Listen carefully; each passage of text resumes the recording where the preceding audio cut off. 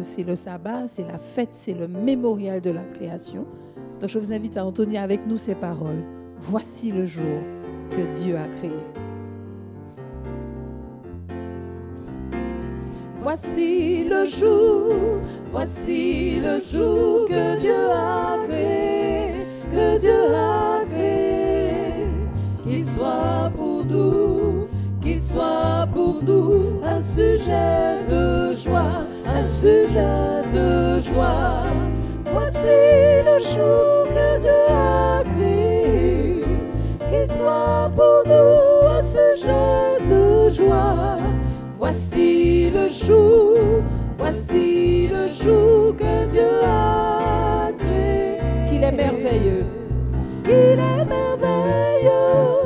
de te remercier Seigneur, qu'il est merveilleux de te remercier Seigneur, chanter des louanges en ton nom, oh très haut. Qu'il est merveilleux, de te remercier Seigneur, qu'il est merveilleux de te remercier Seigneur, chanter des louanges en ton nom, oh très haut. Voici le jour que Dieu a créé,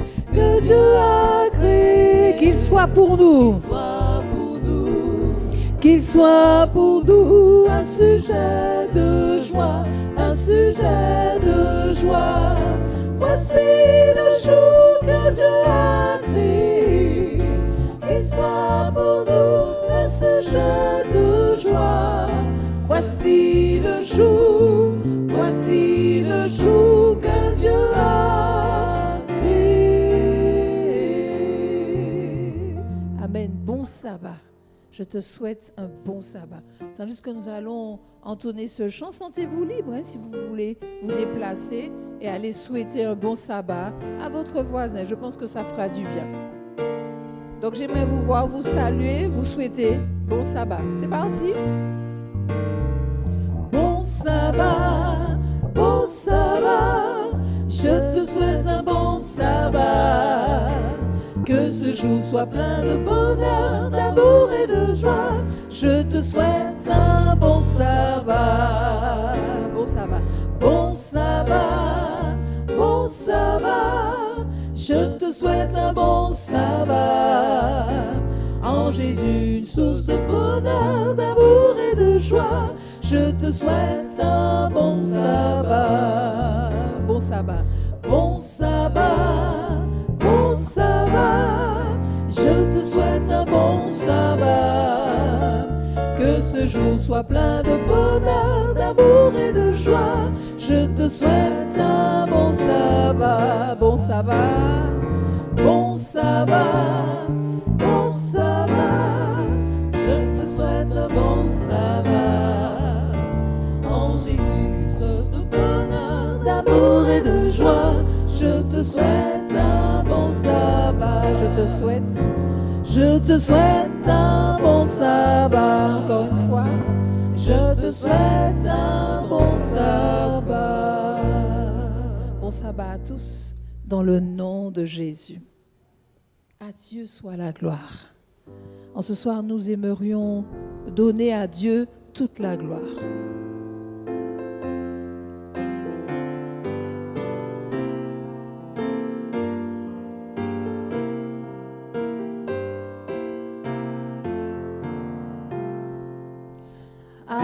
Dieu soit la gloire par son grand amour. Dans mon âme noire s'est levé le jour. Jésus à ma place mourut sur la croix. Il m'offre sa grâce et je la reçois. Gloire à Dieu. Terre écoute sa voix. Gloire à Dieu, monde réjouis-toi. Oh, venez au Père,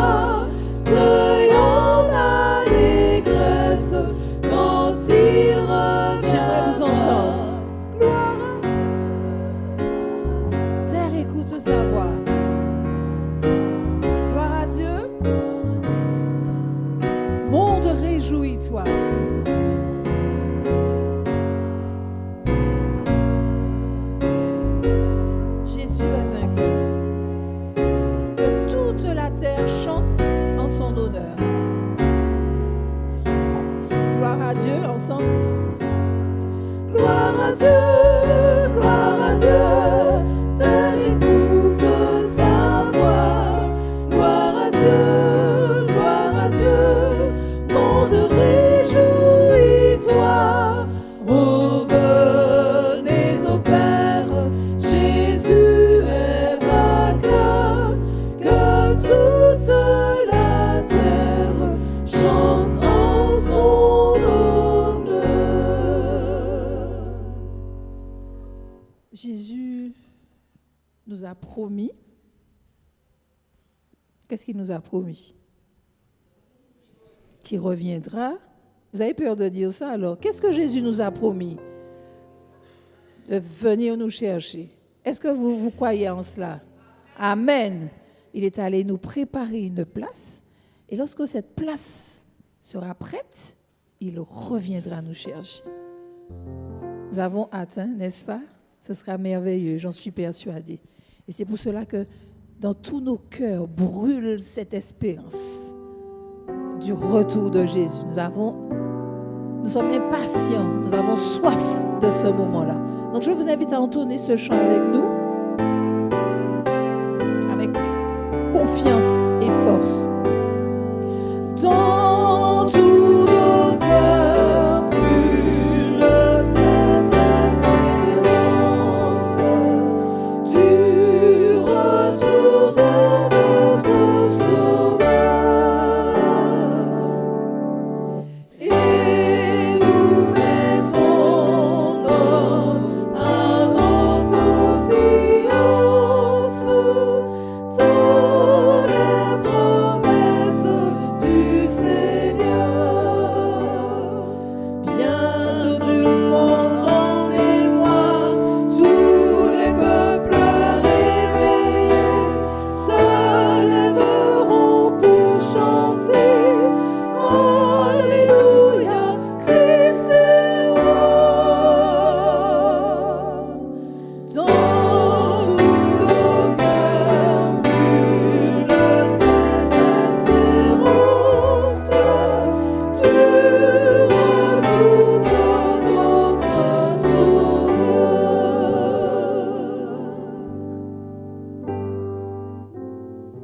Amen. Qu'il en soit ainsi. Je vous invite à vous tenir debout et nous allons entonner notre chant-thème. Jésus est toujours là.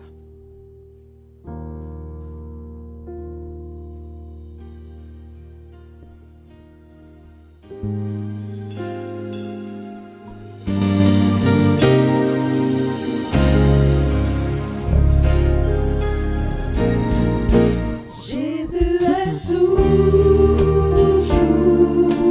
là, son amour ne change pas, comme la rosée du matin. Jésus est toujours là, quand plus personne n'est là, son amour te tend les bras, quand tu sembles avoir tout perdu et que tu n'en veux plus. Jésus est toujours là.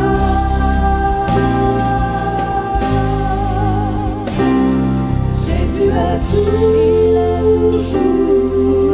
là. Son amour ne change pas, comme la rosée du matin. Jésus est toujours là, quand plus personne n'est là. Son amour te tend les bras, quand tu sembles avoir tout perdu et que tu n'en veux plus.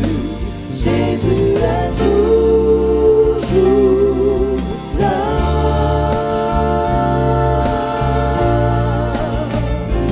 En lui seul trouve paix et joie. Ouvre tes yeux et vois. Jésus est toujours là.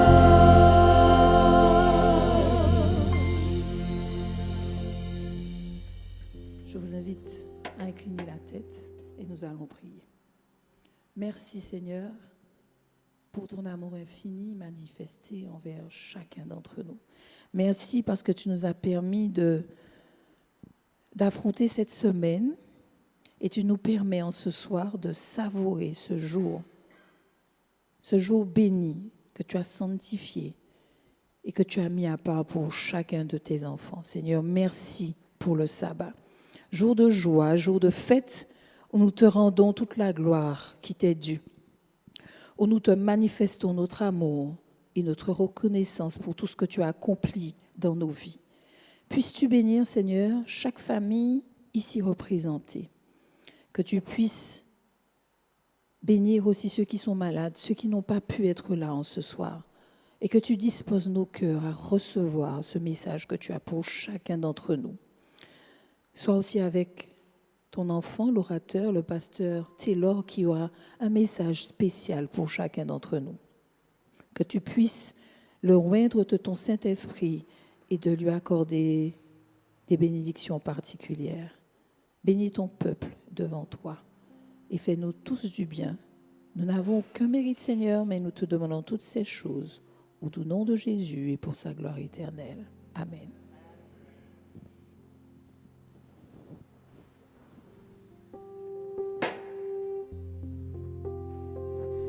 Bonsoir à tous. Jésus nous dit dans sa parole, dans Matthieu 20, verset 18, « Car là où 2 ou 3 sont assemblés en mon nom, je suis au milieu de lui. » Et je reste persuadée qu'en ce soir, nous sommes bien plus que 2 ou 3, n'est-ce pas? Même si il y a encore quelques personnes qui doivent arriver, nous en sommes persuadés, et nous sommes bien plus que 2 ou 3, et que nous avons l'assurance que Dieu est au milieu de nous. En ce début de sabbat, jour que Dieu a créé pour notre bien-être, Dieu nous dit qu'il a créé le sabbat pour l'homme, afin que nous puissions nous ressourcer en lui. J'aimerais vous souhaiter, à vous qui êtes ici en ce soir, mais à vous qui vous trouvez sur le net, une cordiale et chaleureuse bienvenue. Que les paroles que notre Père a pour nous en ce soir puissent nous fortifier et nous bénir. Bienvenue à tous. Amen.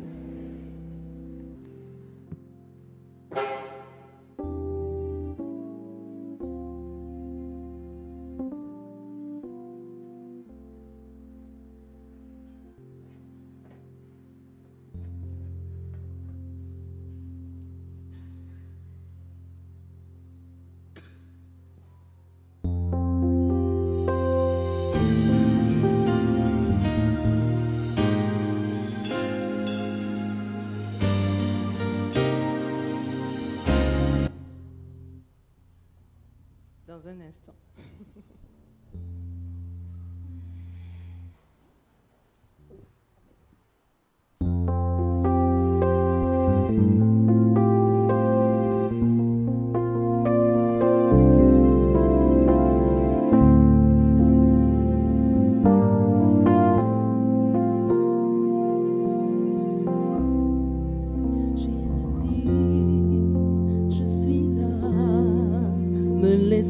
Laisseras-tu entrer? Tu réponds, oui Seigneur, viens demain. Jésus dit, je pourvois à tout tes lendemain. Tu réponds, oui Seigneur, mais viens demain.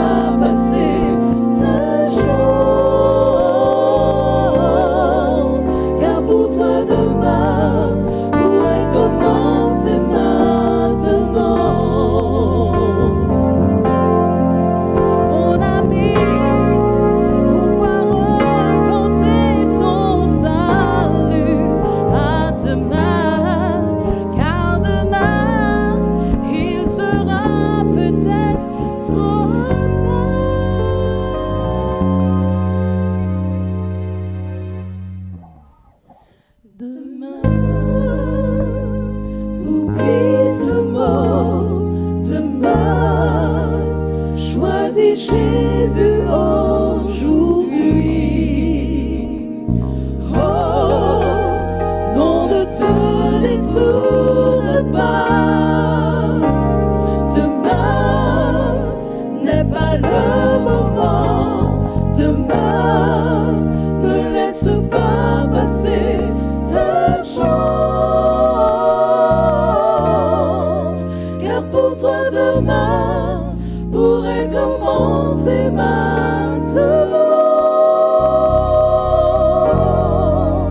Car pour toi demain pourrait commencer maintenant.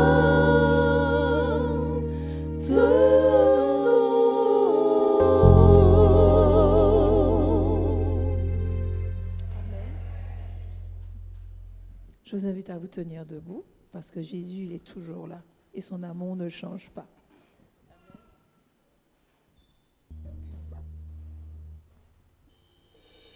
Et nous chantons tous notre nom.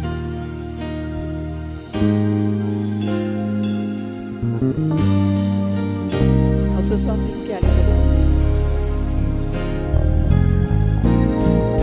Jésus, Son amour.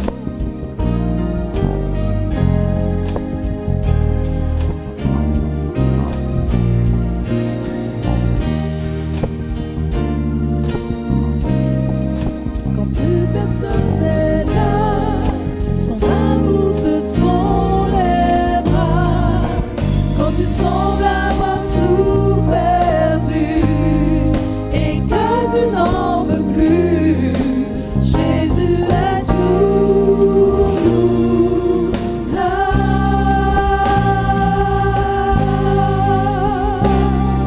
Jésus est toujours là. Son amour ne change pas. L'amour du matin, Jésus est toujours là. Quand plus personne n'est là, son amour te tend les bras. Quand tu sembles avoir tout perdu et que tu n'en veux plus, Jésus est toujours là.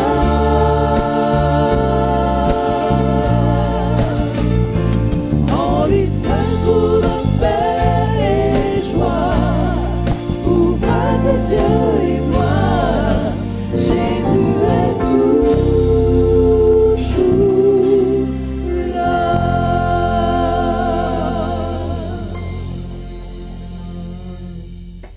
Nous allons prier notre Dieu éternel. Nous voulons t'exprimer notre reconnaissance et notre joie de nous retrouver ce soir dans ta maison pour commencer ce sabbat.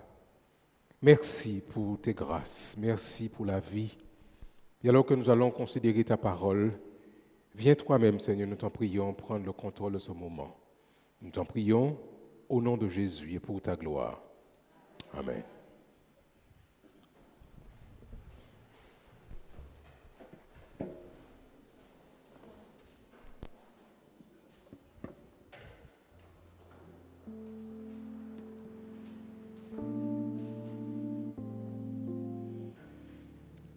Chers amis, bonsoir. C'est vraiment une joie de nous retrouver avec vous ce soir. Une joie, mais aussi avec un petit peu de tristesse, parce que on achève notre série de conférences. C'est vrai qu'il y a du bonheur d'être ensemble. Toujours un petit regret de terminer ce soir, mais nous croyons que nous continuerons à vous avoir avec nous, que ce soit ceux qui sont à la maison, comme ceux qui sont ici régulièrement chaque soir. Et nous vous remercions encore de votre présence et de l'honneur que vous nous avez fait de votre présence ce soir. Nous voulons remercier d'une manière toute particulière ceux qui ont participé à cette série de conférences, tous ceux qui sont dans l'équipe, les chantes, qui nous ont guidés dans ces moments de partage autour de la musique, les musiciens qui étaient là avec eux. Nous voulons remercier de manière spéciale celles qui étaient à l'accueil, nos bien-aimés qui étaient à l'accueil, ceux aussi qui se retrouvaient dans la rue pour pouvoir faciliter le parking. Nous voulons exprimer nos remerciements à chacun et chacune d'entre vous. Nous remercions l'équipe qui nous permet d'être connectés en ligne, ceux qui sont derrière la caméra, ceux qui sont à la table et qui font le transfert pour que nos amis puissent recevoir et vivre avec nous ce moment par la grâce du Seigneur. Je voudrais particulièrement remercier les deux autres prédicateurs, pasteur Mitraille ainsi que pasteur Tenitri, d'avoir partagé avec nous pendant ces 2 semaines. Je sais que vous avez apprécié la profondeur de l'échange, leur engagement et aussi la parole de Dieu telle qu'elle a été partagée avec chacun d'entre nous. C'est moi les mains de ceux qui ont apprécié leur contribution. La sœur Tenitri est à côté dans la sacristie, elle continue à gérer le chat et pasteur Mitraille continue à servir le Seigneur et nous voulons les remercier tous les deux d'avoir participé avec nous à ce moment. Ce soir, je voudrais dans cette conférence vous inviter à considérer avec moi la question. Il y a un peu de l'arsène, si on peut nous gérer ça. Je sens un petit peu un peu de reverb, si nous pouvons diminuer dessus. Merci. Nous voulons ce soir vous inviter à considérer, chers amis, dans ce dernier moment de partage. Bien sûr, demain matin, nous serons ensemble pour adorer notre Dieu et pour continuer à étudier la parole de Dieu. Pasteur Tenitri sera avec nous pour ce moment d'adoration. Mais ce soir, nous voulons vous inviter à réfléchir autour des saisons. Dieu est-il encore là? C'est la thématique que nous avons partagée chaque soir. Mais ce soir, de manière spécifique, je voudrais vous inviter à considérer la perspective des saisons de la vie. Dieu est-il encore là dans les différentes saisons de notre vie? Vous avez déjà observé sans doute comme moi-même qu'il y a des périodes dans la vie, des saisons, des moments que nous rencontrons dans notre vie. Et parfois, on peut s'interroger pour savoir si Dieu est là dans ces différents moments de notre vie. Sur le chemin de la découverte du plan de Dieu pour notre bonheur, nous traversons de nombreuses saisons dans notre vie. Certaines des saisons, elles sont bonnes, d'autres sont mauvaises et peut-être d'autres sont entre les deux. Et la question ou les questions que j'aimerais considérer avec vous, chers amis, ce soir, sont de savoir si Dieu est encore là dans les différentes saisons de votre vie, dans notre vie. Découvrir vraiment dans quelle saison nous sommes, dans quelle saison vous êtes, et nous permettre d'apprendre à en tirer le meilleur parti de la saison dans laquelle nous sommes aujourd'hui. Il est important, il me semble, que nous puissions jeter un regard critique sur l'endroit où nous sommes maintenant, aujourd'hui, actuellement, et que nous comprenions par-dessus tout ce qui se passe dans les coulisses. Il y a le monde réel, tel que nous le voyons, mais il y a aussi, chers amis, le monde de l'invisible, où l'action de Dieu est réelle, mais il y a aussi, dans le monde de l'invisible, l'action du tentateur, qui est là et qui agit de manière effective et voir ce qui se passe, ou tenter de voir ce qui se passe dans les coulisses. Et afin de pouvoir illustrer cette démarche, j'aimerais, chers amis, vous inviter à considérer avec moi ce soir un personnage biblique.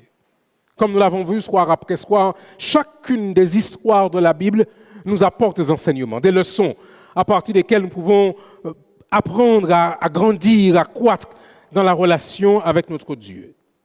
Il y a beaucoup de grandes histoires dans la Bible que nous connaissons, que vous connaissez sans doute. L'histoire de Moïse, l'histoire d'Abraham, l'histoire de Marie, l'histoire de ces grands hommes qui ont marqué le discours sacré.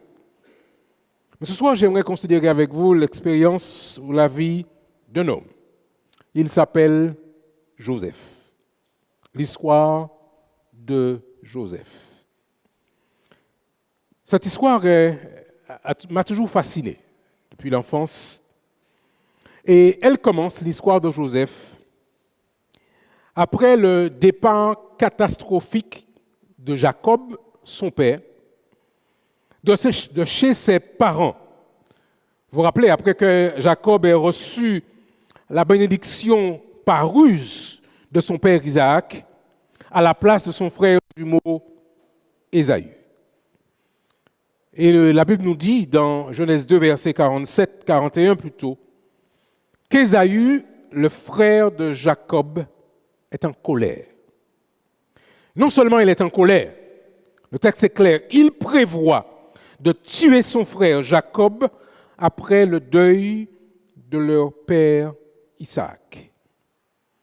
Alors Rebecca, la maman, qui est d'ailleurs, vous le savez sans doute, qui est l'instigatrice de cette tricherie de son fils Jacob, est informée du projet de son fils Ésaü, selon Genèse chapitre 27, versets 42 à 45.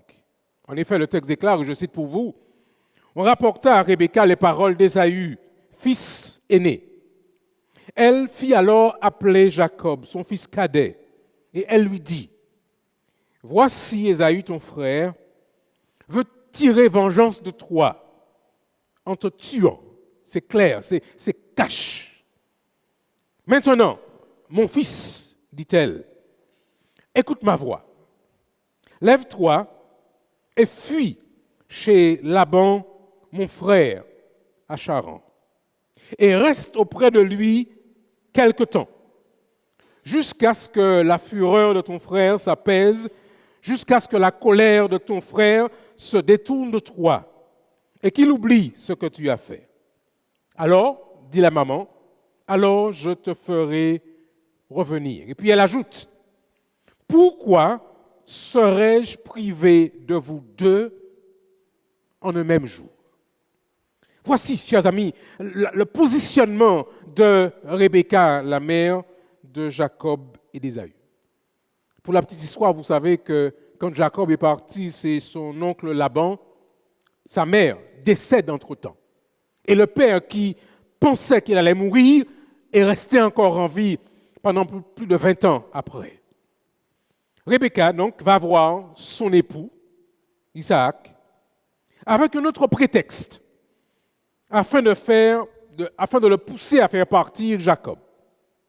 Rebecca dit à Isaac, « Je suis dégoûtée de la vie à cause des filles de Heth. » Et elle ajoute, « Si Jacob prend une femme comme celle-ci parmi les filles de Heth, parmi les filles du pays, à quoi me sert la vie ?» À son tour, Isaac, fort de l'information que lui transmet son épouse, va faire appeler Jacob. Et il l'invite à partir. Et avant de partir, comme le faisaient les patriarches à l'époque, Jacob va bénir son fils. Et il lui donna cet ordre. Tu ne prendras pas une femme parmi les filles de Canaan. Lève-toi et va à Padam-Aram, à la maison de Bethuel, père de ta mère, et prends-y une femme d'entre les filles de Laban, frère de ta mère. Que le Dieu Tout-Puissant te bénisse, te rende fécond et te multiplie afin que tu deviennes une multitude de peuples, selon Genèse chapitre 28, versets 1 à 3. Alors vous connaissez l'histoire, bien-aimés. Jacob laisse la maison paternelle, le cœur lourd. Et sur le chemin vers Padam-Aram, il a une rencontre avec Dieu. Une théophanie. Dans un songe, il voit une échelle qui relie le ciel et la terre. Et dans le songe, l'Éternel se révèle au fugitif Jacob avec une promesse. Écoutez ce que Dieu dit à Jacob dans ce songe, dans Genèse 28, verset 13 jusqu'au verset 15. « Je suis l'Éternel, le Dieu d'Abraham, ton père, et le Dieu d'Isaac. La terre sur laquelle tu es couché, je la donnerai à toi et à ta postérité. Ta postérité sera comme la poussière de la terre, et tu t'étendras à l'Occident et à l'Orient, au septentrion et au midi, et toutes les familles de la terre seront bénies en toi et en ta postérité. » Cette même bénédiction que Dieu donnait jadis à Abraham, son grand-père, Dieu renouvelle cette bénédiction à son fils Jacob. « Voici, il continue, je suis avec toi. Je te garderai partout où tu iras et je te ramènerai dans ce pays car je ne t'abandonnerai point que je n'ai exécuté ce que j'ai dit. Genèse 28, versets 13 à 15. Alors, fort de cette promesse, Jacob est encouragé et il prend le chemin jusqu'à parvenir sur les terres de son oncle Laban. Et là, près du puits, il est accueilli par les bergers, mais en particulier par les filles de Laban. Et en particulier l'une des filles de Laban, Rachel, dont il tombe amoureux. Jacob, en effet, aima Rachel. Et il dit, je te servirai, il parlait à Laban, je te servirai 7 ans pour Rachel, ta cadette. Et Jacob, après avoir servi pendant 7 années pour rassembler la dot, en quelque sorte, pour épouser Rachel en juste noces, il sert Laban pendant 7 années. Et il dit, ces 7 ans furent à ses yeux comme quelques jours, parce qu'il aimait Rachel, selon Genèse 29, verset 20. Mais voici que les choses se corsent. Pendant les festivités du mariage, après les 7 années de service, Laban, en digne frère de sa sœur Rebecca, va tromper son neveu Jacob, qui lui avait travaillé pendant 7 années pour obtenir la main de Rachel en mariage. Et il lui donne, sous couvert d'une pratique culturelle, la fille aînée, Léa. Et le texte sacré est tellement bien mis qu'on décrit Léa comme ayant les yeux délicats. Alors vous pouvez traduire vous-même comment on pourrait dire qu'elle avait un strabisme, si vous voulez parler en français, mais nous avons à la Martinique une autre manière de dire les choses, pas vrai? Vous l'avez dit vous-même. Mais vous comprenez que Jacob est en colère. Je ne sais pas comment vous auriez réagi si Georges, on t'avait trompé le jour de ton mariage. Mais Jacob a été bel et bien trompé. Alors, l'accord qui a été mis en place, c'est qu'il travaille encore 7 années et à la fin de la semaine nuptiale, il pourrait aussi recevoir Rachel comme seconde épouse. Et c'est dans ce contexte, chers amis, dans ce contexte de tension que va naître Joseph. Il y a une rivalité entre les 2 mamans, entre les 2 femmes, entre les 2 sœurs. Léa est fertile. Elle va enfanter Ruben, premier fils. Après, elle enfante Siméon. Après, Lévi. Après, Judas. Et pendant ce temps, Rachel ne comprend pas et elle se met en colère contre son mari. « Donne-moi les enfants, dit-elle. » Puis, la servante de Rachel va enfanter sur ses genoux, comme il le faisait encore à l'époque, Nephtali. Puis Gad. De la servante Léa, Zilpa, puis Aser. Ensuite, Léa va enfanter encore un 6e garçon du nom de Zabulon, puis une fille du nom de Dina. Et finalement, l'Éternel exauça Rachel et il la rendit féconde. Elle devint enceinte et enfanta un fils. Et elle dit, Dieu a enlevé mon opprobre. Et elle lui donna le nom de Joseph. Joseph est donc le premier-né de l'épouse préférée de Jacob. Et selon Genèse 37, verset 3, Israël, puisque son nom a été changé entre-temps, Israël, Jacob, aimait Joseph plus que tous ses autres fils. Alors, toutes les fois que vous avez ce genre de rapport de préférence dans un système familial, vous avez des problèmes. Et cependant, Jacob, parce qu'il était tellement amoureux de la maman de Rachel, il aime de manière particulière Joseph. Jacob, Israël aimait Joseph plus que tous ses autres fils parce qu'il l'avait eu dans sa vieillesse. Et il lui fit une tunique de plusieurs couleurs. Mais les choses se compliquent, chers amis, les choses se compliquent. Ses frères virent que leur père l'aimait plus que tous, ça se voit, c'était évident. Alors ils le prirent en haine. Ça me rappelle les épisodes de Caïn et Abel. Ça me rappelle encore les difficultés, les tensions entre Jacob et Ésaü. Ils le prirent en haine et ils ne pouvaient lui parler avec amitié, selon Genèse chapitre 27, 37, verset 4. Au verset 5 du même chapitre 37, Joseph eut un songe.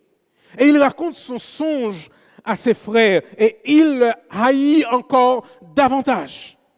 Même son père, Israël, Jacob, est dérangé par le songe que partage son fils préféré, Joseph.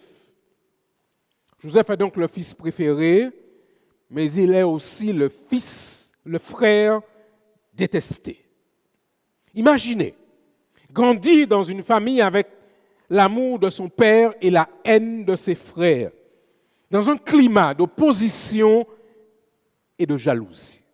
C'est le contexte dans lequel Joseph a grandi. Mais tout n'est pas mauvais, bien-aimés frères et sœurs, tout n'est pas mauvais. Dieu a visiblement un plan pour Joseph et il prépare une destinée importante pour ce jeune homme. Mais personne autour de lui ne semble reconnaître et remarquer que Dieu avait conçu un projet spécial pour ce jeune garçon. Ou parfois, Dieu a pour vous, cher monsieur, et pour vous, chère madame, Dieu a un plan pour vous. Mais personne d'autre ne semble l'avoir reconnu.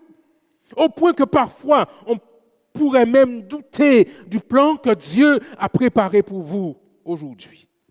Mes chers amis, tout n'est pas mauvais. Parce qu'à l'opposé de Jacob, Joseph, lui, semble avoir développé un lien fort avec son père Jacob, maintenant Israël. Oh, je présume que Jacob a raconté à son fils Joseph les grands moments de sa vie. Je pense que Jacob a raconté à Joseph comment il a dû lutter avec Dieu alors qu'il rentrait de chez son grand-père Laban pour retourner en Canaan. Son père, finalement, va confier à Joseph une mission. Allez voir ses frères qui sont en train de s'occuper des troupeaux familiaux de la famille et Joseph va obéir joyeusement. Il s'en va à la rencontre de ses frères. Mais l'arrivée de leurs frères, loin de les remplir de joie, provoque chez eux une poussée de colère. Et voilà la décision dramatique qu'ils vont prendre. Les frères sont rassemblés. Vous avez le plus grand Ruben, et vous avez Lévi, vous avez Judas, vous avez Dan. Les grands frères sont là. Et au lieu d'accueillir l'arrivée de leurs frères, ils décident de mettre en place un plan machiavélique. Ils veulent tuer leurs petits frères. Parfois, dans les familles martiniquaises et mondiales, il y a de vraies tensions et parfois un frère tue un autre frère. Il y a de grandes difficultés parfois dans certaines familles, comme ce fut le cas ici dans la famille de Jacob avec ses fils. Ruben, qui est le frère aîné, s'interpose. Il dit, ne lui ôtons pas la vie, c'est notre frère. Ne répandons point le sang, jetez-le dans une citerne qui est au désert et ne mettez pas la main sur lui. Il avait le secret dessein de le délivrer de leurs mains pour le faire retourner vers son père. Et puis, pour une raison que nous ignorons, peut-être que Ruben s'est écarté et le cycle de la vie continue. Et ce qui doit arriver, arrive. Vous savez, chers amis, parfois, il y a un calendrier que nous ne pouvons pas contrôler. Et le calendrier, parfois, nous emmène dans des moments de grande tension, de grandes difficultés. Parfois, aujourd'hui même. Certaines personnes ont des moments de grandes difficultés dans leur vie, aujourd'hui, au quotidien. Et on dirait que commence à apparaître dans le ciel de leur vie quelques nuages à l'horizon. On dirait que le tonnerre commence à gronder. On dirait que la pluie va bientôt arriver. La jalousie et le mal font également partie de l'équation. La pression est forte. Nous avons peur. La sentence de mort est prononcée. Et dans plusieurs familles, ça crie. Je me rappelle, entendant une voisine de la maison paternelle à Fort-de-France, là où nous habitions à Volga, un cri d'une maman vers 4h30, à peu près 4h30, 5h. Elle crie dans la nuit parce que le grand frère veut tuer le petit frère. Il a une arme à la main et la mère crie au Seigneur, au secours, venez m'aider. Ces drames, chers amis, se répètent et se répètent encore à la Martinique et ailleurs parce que parfois l'adversaire a pris le contrôle de notre vie. La jalousie, le mal, la méchanceté ont parfois visité nos familles. Et lorsque Jacques-Joseph arrive finalement auprès de ses frères, il le dépouille de sa tunique multicolore et ils le prennent et le jettent dans une citerne vide, selon Genèse 37, versets 23 et 24. Oh, j'imagine le cri de Joseph à ses frères, mais pourquoi vous faites ça? Qu'est-ce que je vous ai fait? Mais au-delà du cri qu'il va lancer vers ses frères, Joseph crie à Dieu. Seigneur, où es-tu? Comme beaucoup d'hommes et de femmes ont fait monter à Dieu un cri de détresse. Seigneur, es-tu là?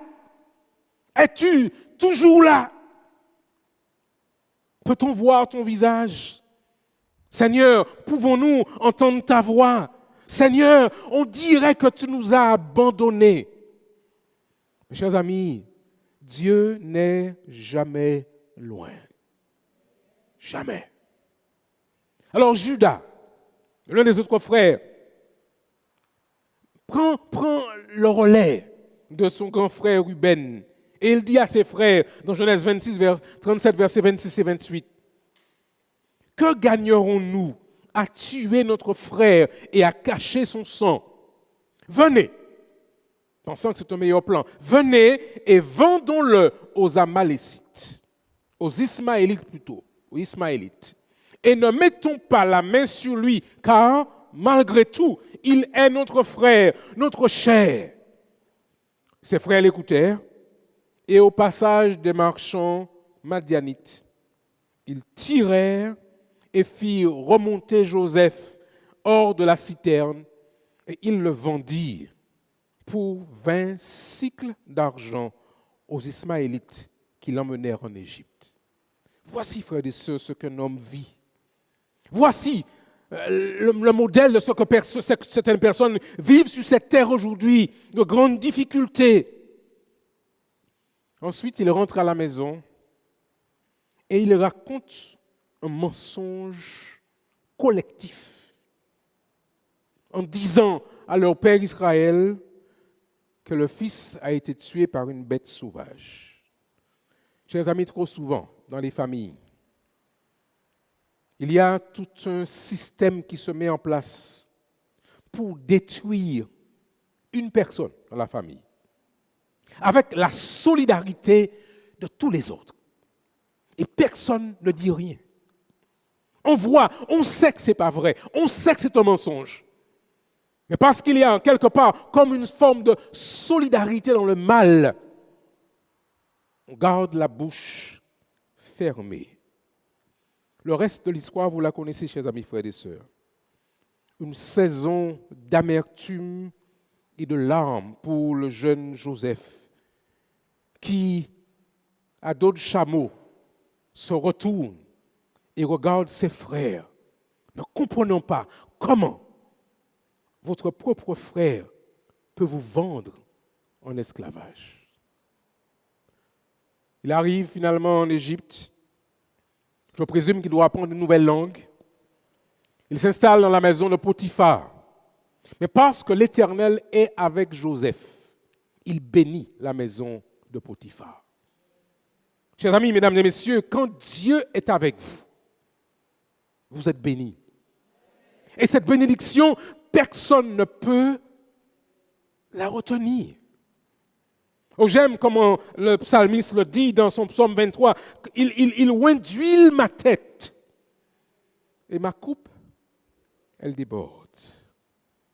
Joseph sert Potiphar. Il sert la maison de Potiphar et finalement, son épouse jette sur lui un regard déplacé et elle l'invite à entrer dans une relation illicite avec lui. Et Joseph, parce qu'il avait choisi de rester fidèle à l'Éternel, refuse de s'engager dans cette relation.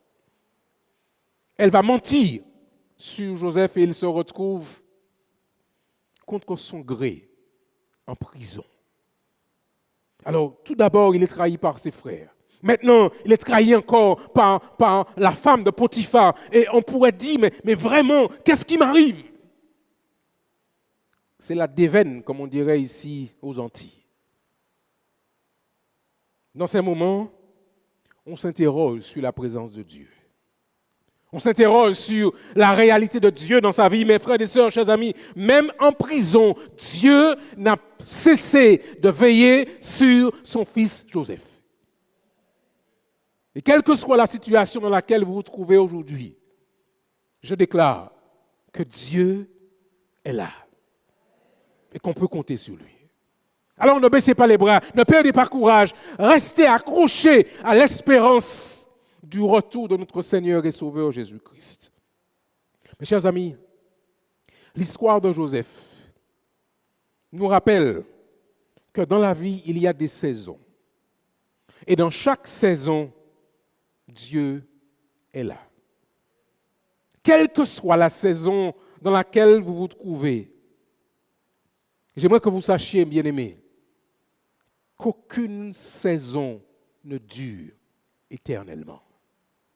Oh, parfois, on pense qu'il n'y a pas d'issue, c'est trop tard. J'ai tellement souffert, mais je dis qu'aucune saison ne dure éternellement. Les Anglais ont l'expression en disant « ceci passera »,« this too shall pass ». Même quand le moment paraît difficile, le changement est en route. Les bonnes saisons vont et viennent comme les mauvaises saisons. Les mauvaises saisons ne durent pas éternellement, heureusement. Par exemple, si vous avez le cœur brisé en raison d'une relation qui s'est déchirée, vous pouvez être sûr que les choses ne resteront pas ainsi éternellement. Selon ce que déclare David dans Psaume 30, verset 6, le soir arrivent les pleurs et le matin, l'allégresse. Les bonnes saisons de prospérité ne durent pas non plus éternellement. Et le psaume nous enseigne que les bons et les mauvais moments s'en vont. Mais la deuxième leçon que je voudrais tirer de l'expérience de Joseph pour nous ce soir, chers amis, c'est que le changement de saison n'est pas un signe que vous êtes une bonne ou une mauvaise personne. Ce n'est pas parce que les choses ne vont pas aujourd'hui que vous êtes une mauvaise personne, que Dieu vous aurait abandonné. Lorsque les choses vont mal, lorsque les choses mauvaises se produisent, ce n'est pas un signe que vous êtes une mauvaise personne. C'est simplement un signe que de mauvaises choses arrivent aussi aux bonnes personnes. Ça arrive que vous soyez malade. Même si vous avez servi l'Éternel pendant toute votre vie, ça arrive qu'on ait des moments difficiles. Et ce n'est pas parce que vous avez un problème, une difficulté quelconque, que ça voudrait dire que vous êtes devenu une mauvaise personne. Prenez l'exemple de Job, par exemple. Il a servi l'Éternel et malgré tout, il a passé par des moments de grande difficulté. Selon ce que déclare Genèse 8, verset 22, « Tant que la terre subsistera, les semailles et les moissons, le froid et la chaleur, l'été et l'hiver, le jour et la nuit ne cesseront point. Il y aura des saisons jusqu'au retour de Jésus. » Bonnes ou mauvaises.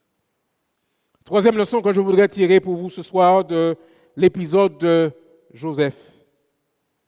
Ne laissez pas, écoutez bien la troisième leçon, ne laissez jamais la saison dans laquelle vous vous trouvez définir qui vous êtes. Je peux être dans une mauvaise saison maintenant, mais ça ne veut pas dire que je suis une mauvaise personne. Ne changez pas ce que vous croyez en fonction de la saison dans laquelle vous êtes. Les gens prennent souvent de mauvaises décisions dans les saisons difficiles. Lorsque vous êtes en période de grande difficulté, de grande tension, restez fidèles à Dieu, soyons prudents et ne donnons pas une chance à l'ennemi quand nous sommes dans des moments de grande difficulté. Même si je passe par des moments difficiles, je peux compter sur Dieu. Et là encore, je cite le psalmiste dans son psaume favori. Quand je marche dans la vallée de l'ombre de la mort, je ne crains aucun mal. Ne reniez pas Dieu quand vous êtes au plus bas, quand la maladie s'est acharnée sur vous. Restez fidèles à Dieu, même au travers de la douleur et de la difficulté. Dans la vie de Joseph, nous voyons que les saisons de la prospérité ont été précédées par des moments d'épreuve et des moments difficiles. Le caractère souvent se développe pendant cette période d'épreuve. Le plan de Dieu, cependant, ne change pas en fonction des saisons. Ce que Dieu a conçu pour vous ne change pas, chers amis. Le plan de Dieu pour Joseph était qu'il soit un grand libérateur pour son peuple et sa famille, comme il l'avait vu en songe. Et après toutes ces années, finalement, Joseph pourra accéder à la plus haute fonction du territoire de l'Égypte, se retrouver comme gouverneur, intendant général du territoire, parce que Dieu l'avait voulu. Et finalement, quand ses frères vont arriver pour pouvoir prendre de quoi s'alimenter après plusieurs voyages et après avoir testé ses frères, Joseph a finalement dit dans Genèse 45, versets 4 à 8, « Approchez-vous de moi », il parle à ses frères. Et il leur dit, « Je suis Joseph, votre frère, que vous avez vendu pour être mené en Égypte. Maintenant, ne vous affligez pas et ne soyez pas fâchés de m'avoir vendu pour être conduit ici, car c'est pour vous sauver la vie que Dieu m'a envoyé devant vous. » Chers amis, Dieu a un plan. Oh, j'aimerais que nous soyons sûrs de ça. Dieu a un plan. Ne soyons pas tristes ou défaitistes, que vous soyez dans la fosse, ou que vous soyez dans la prison, ou que vous soyez dans le palais. C'est le même Dieu. Le même. Alors la quatrième leçon ce soir, rapidement. La plupart des saisons sont suivies d'une autre saison. Ou encore, je dis ça différemment, les saisons se suivent, mais ne se ressemblent pas. Nous ne contrôlons pas la vie. Il y a beaucoup de choses que nous ne pouvons pas contrôler, mais il y a une chose que nous pouvons contrôler, c'est notre foi en Jésus. Si nous restons accrochés à sa parole, rien ne pourra nous faire varier. Alors je vous invite, chers amis, à garder le rêve dans votre cœur. Le rêve que Dieu a placé dans votre cœur, cette vision que Dieu vous a donnée. N'abandonnez pas vos rêves, parce que Dieu est avec vous.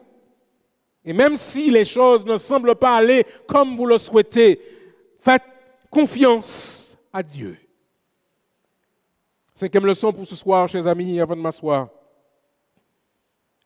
Nous devons apprendre à construire de la constance dans chaque saison.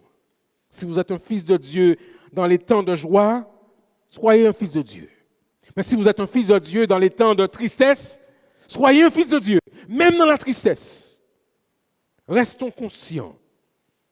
Paul, d'ailleurs, disait à Timothée, son fils spirituel, « Prêche la parole en toute occasion, favorable ou non. » Partout où il y a des gens, il y aura des problèmes, jusqu'à ce que le Seigneur revienne.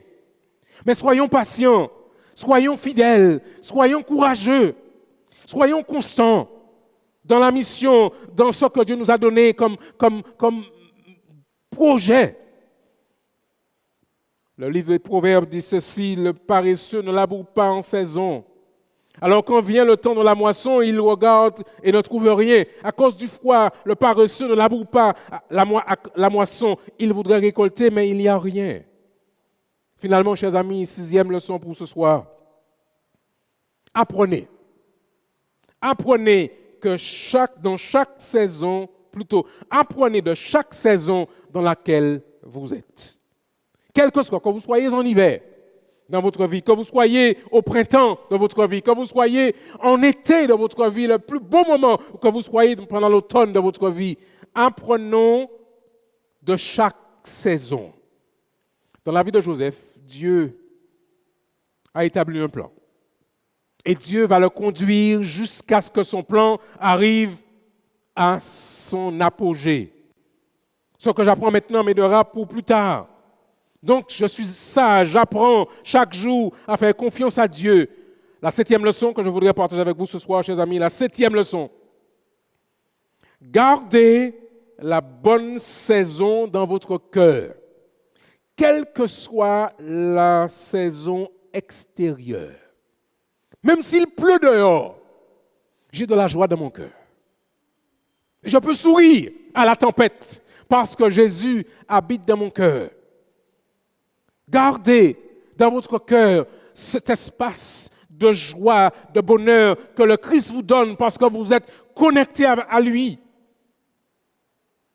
Nous ne pouvons pas contrôler le passé, le futur, mais nous pouvons contrôler ce qui se passe dans notre cœur.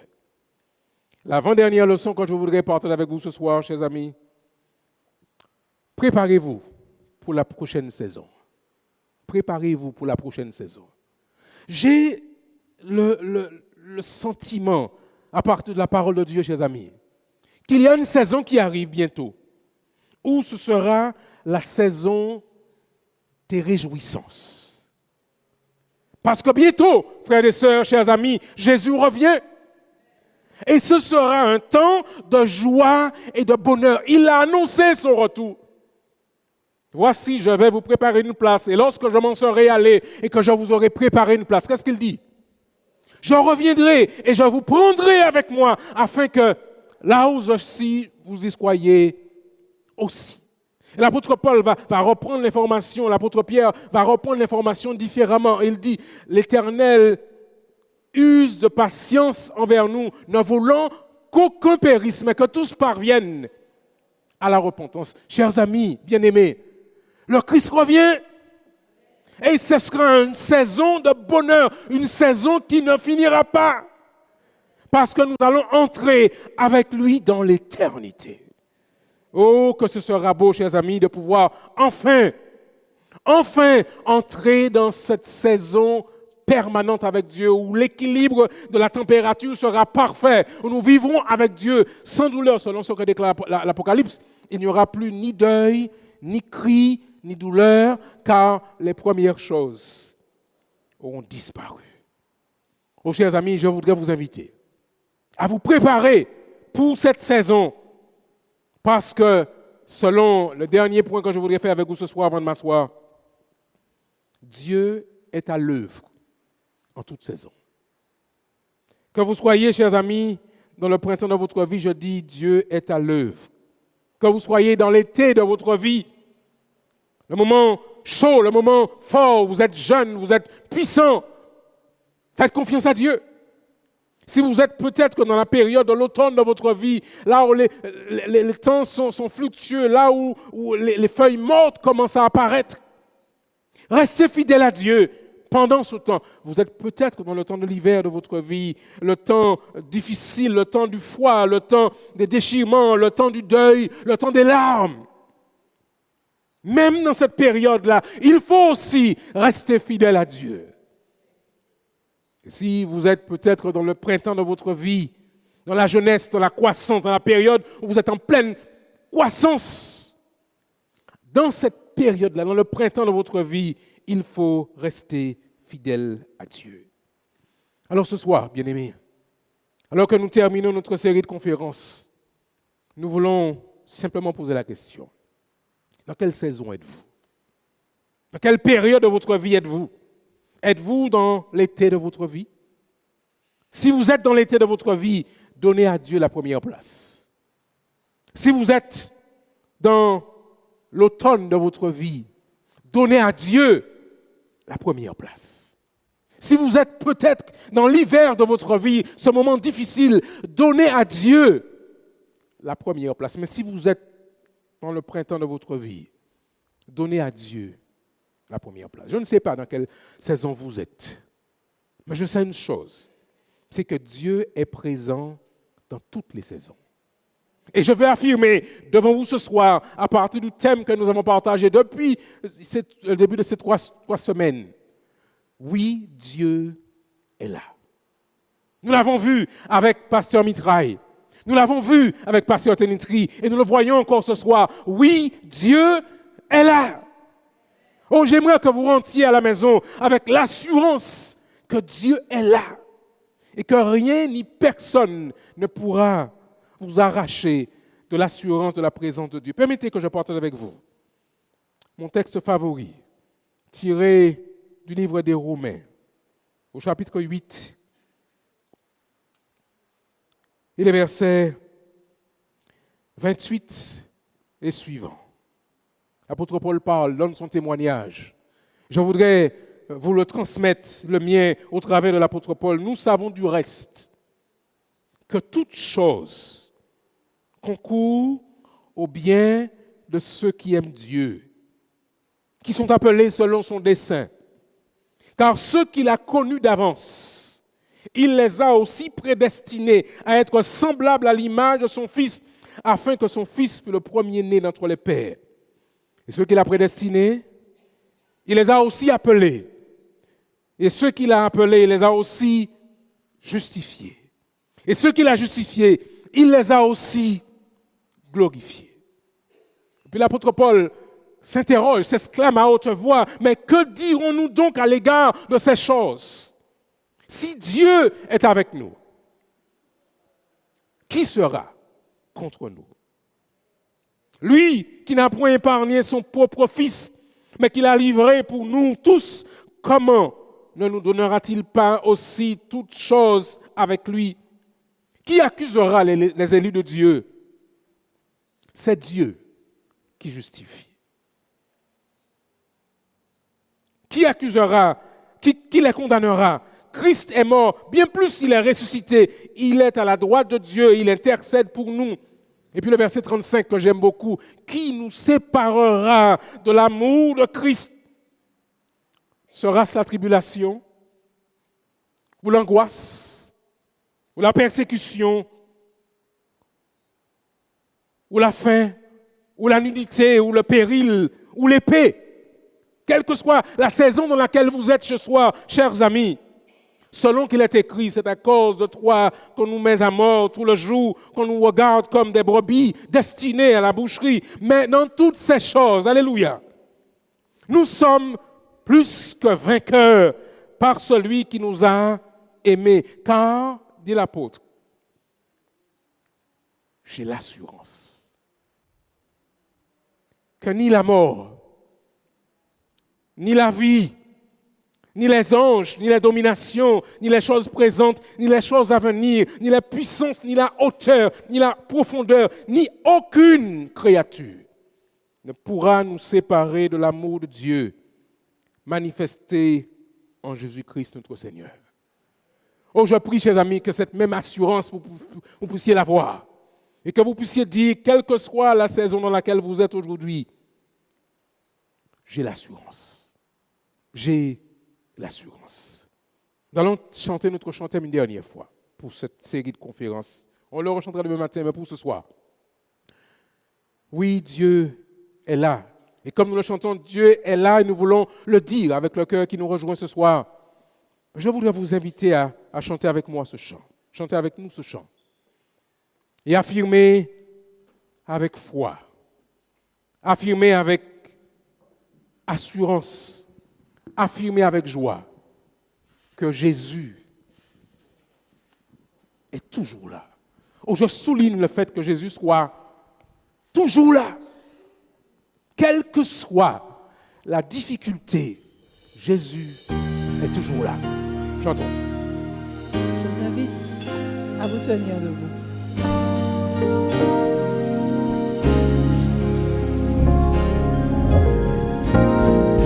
Jésus est toujours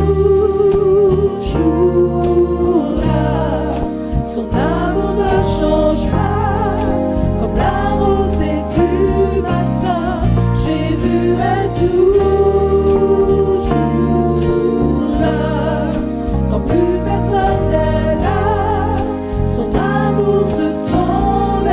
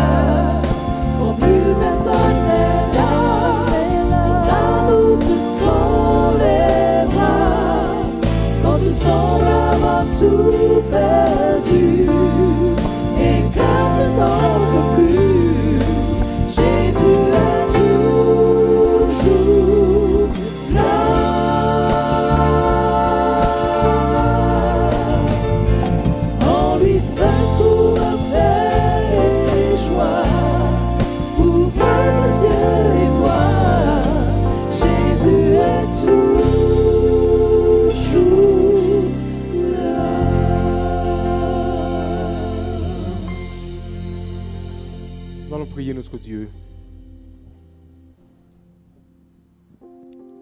Seigneur, nous voulons te remercier de ce que tu sois toujours là.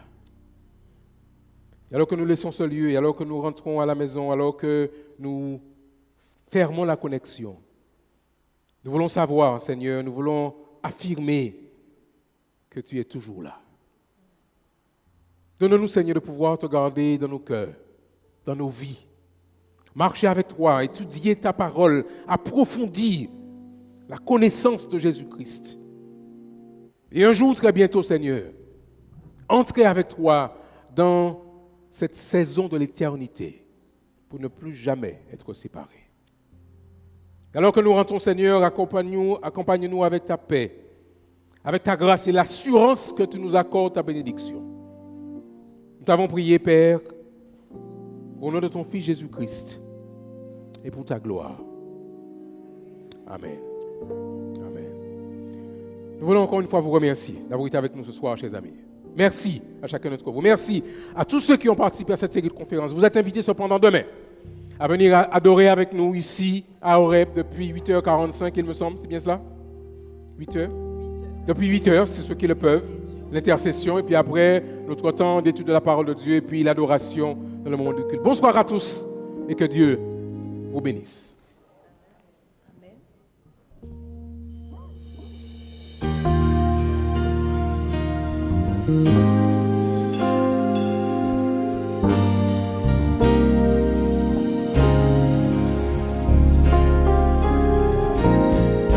Jésus est toujours là, son amour ne change pas, comme la rosée du matin. Jésus est toujours là, quand plus personne n'est là, son amour te tend les bras, quand tu sembles avoir tout perdu. Quand tu n'en veux plus, Jésus est toujours là.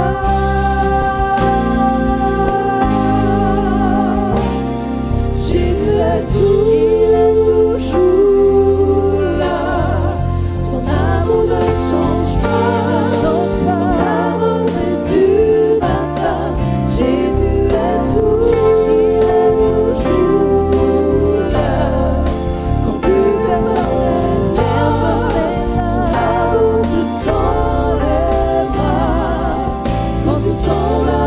Tout perdu et que tu n'en veux plus, Jésus est toujours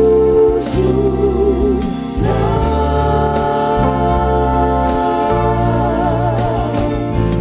En lui seul trouve paix et joie.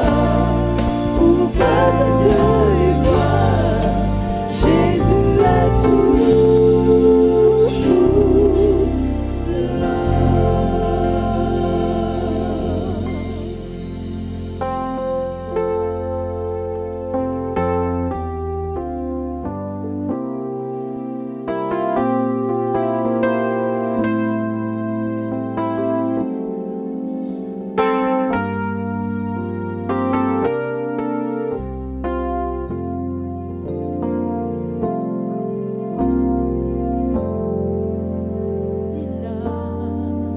Me laissera tu entrer, tu réponds, oui Seigneur, mais demain, Jésus dit, je pourvois à tout lendemain, tu réponds, bien Seigneur, mais demain.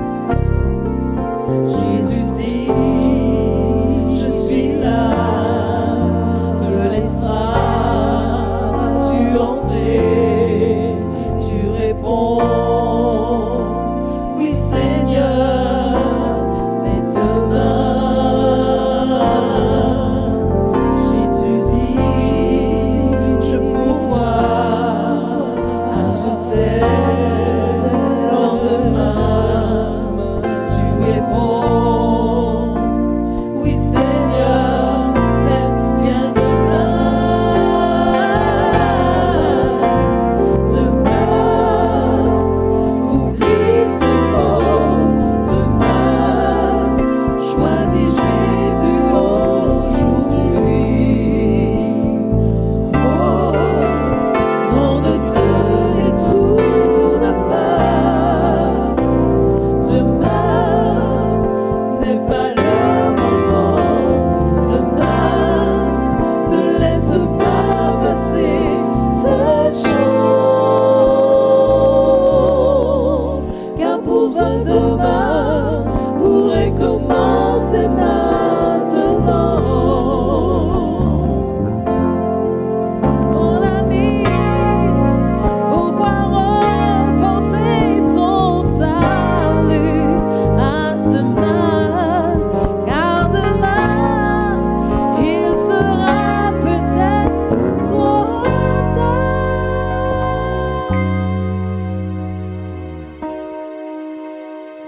Demain, oublie ce mot. Demain, choisis Jésus aujourd'hui. Oh, non, ne te détourne pas. Demain n'est pas le moment. Demain, ne laisse pas passer cette chose. Car pour toi demain pourrait commencer maintenant. Car pour toi demain pourrait commencer maintenant.